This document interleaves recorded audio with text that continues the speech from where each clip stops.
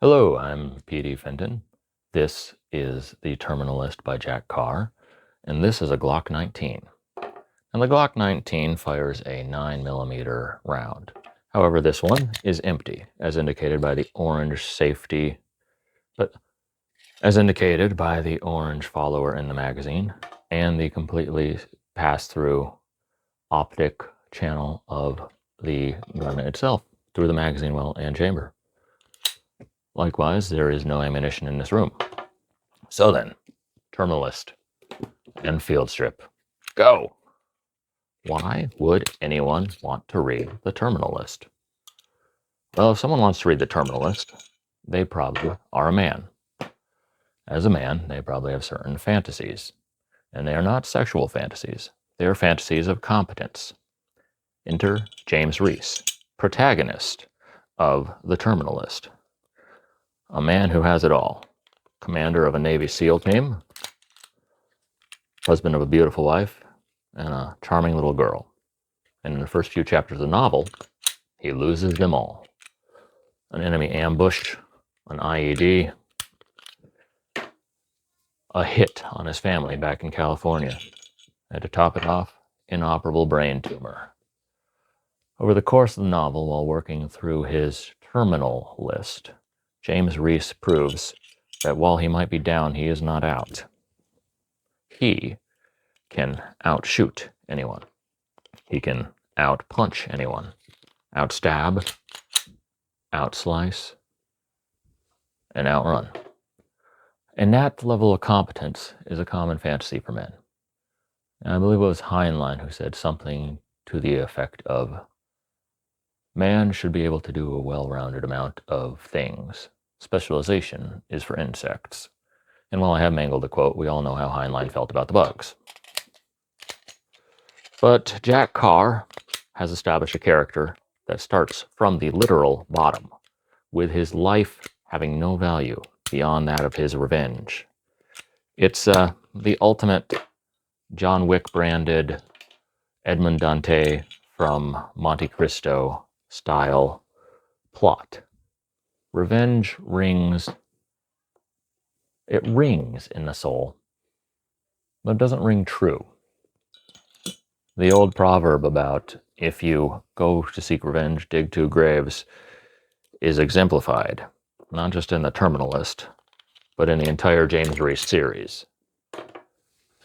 David Kilcullen in The Accidental Gorilla talks about something that has been otherwise termed as insurgent math. Essentially, when you are taking out an enemy target, you may create more enemies by that same action. Either by removing people from the battlefield who had friends, family, and associates who will seek their own, who will seek to avenge them, or, God forbid, by accidentally taking out an innocent target, and by that error, causing people who were not involved with the enemy to take their side against you.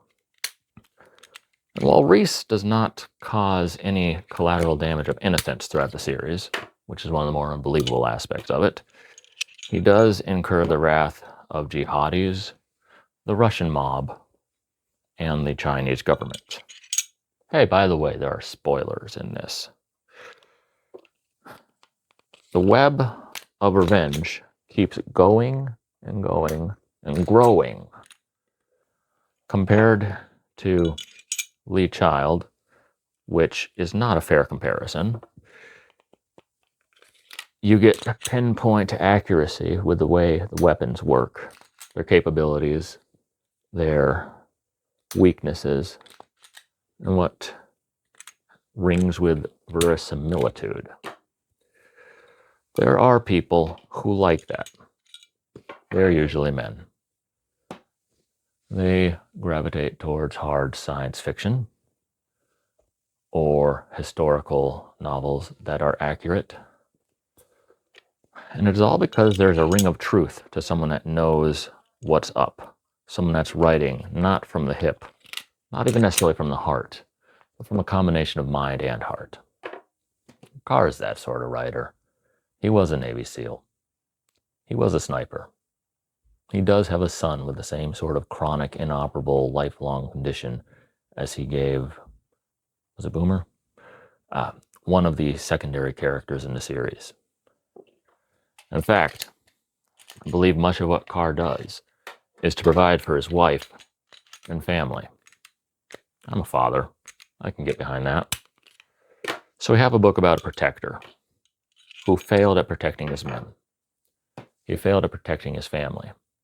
And he spends the rest of the series unable to make that right. He spends the rest of the series seeking vengeance and dealing with those seeking vengeance on him, all while keeping the world safe. Now, where does that leave an ordinary guy? For a guy approaching his middle years, who saw the towers fall, was ineligible for the military for some unknown reason, this all shows me a picture of a life that never could have happened to me, but a person could imagine actually experiencing. Carr was there in the Greater War on Terror. It brings truth to his story, even though his story is fiction. He writes on a smaller scale than Clancy, and yet the stakes end up being just as worldwide. Now, that could be just power creep like we see in many series. You always have to fight a bigger bad guy in the next book or next film. There's a lot going on. Why would a person want to read the Terminal List? They want to read the Terminal List because they like high-octane thrillers. They like them to have that ring of verisimilitude. And they like to see someone go from the very bottom to the very top of the game. It's not too different, actually, now that I think about it, from lit RPG. It appeals to men. It values competency and skills. And it's a progression. I suppose that gives a new meaning to the phrase war games. Anyways, is the Terminal List perfect? No. There are some melodramatic parts in the writing. I think that's going to happen in most any book in mainstream fiction. Heck, even most books in literature get melodramatic. It's all about the feelings. You can't not have the feelings, right? I mean, that'd be silly. Other things, though, you'll notice he sure does like his Black Rifle coffee.